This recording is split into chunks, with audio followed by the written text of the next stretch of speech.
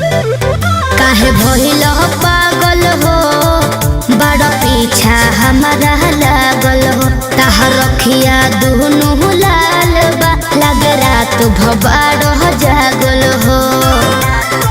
का भइल बा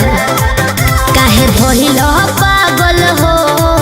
बड़ा पीछा हमारा लागल हो ताहर रखिया दुनु लाल बा लग रात भबाड़ जागल हो हमरा पान मारता दिलवा के भीतरी हमरा पान मारता जब से पिया तारू नारियर के पानी जवानी तोहार जान मारता जब से पिया तारू नारियर के पानी जवानी तोहार जान मारता ढेर लोग पता म्यूजिक बाय आर्या शर्मा।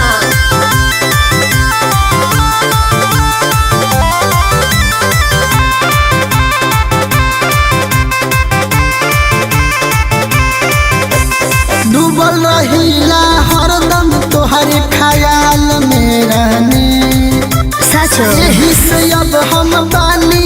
एहे हाल में रहनी सुनो ना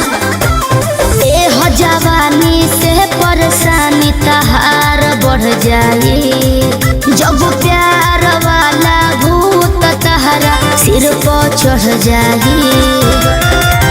लव वाला लहर उफान मारता अच्छा लव वाला लहर उफान मारता जब से पिया तारू नारियल के पानी जवानी तोहार जान मारता ढेर मत बोलो जब से पिया तारू नारियल के पानी जवानी तोहार जान मारता हटो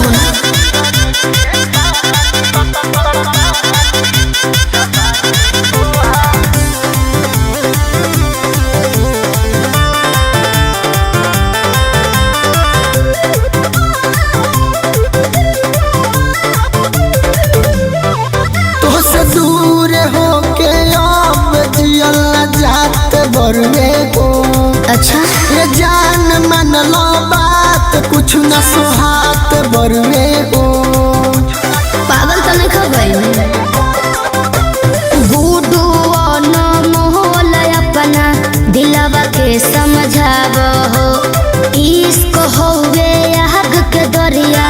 बात ना बनाव हो मीठ मुस्कान परेशान करता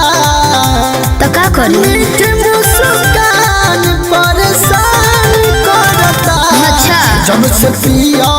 तारू नारियल के पानी बना पी जवानी तोहार जान मारता जब से पिया तारू नारियल के पानी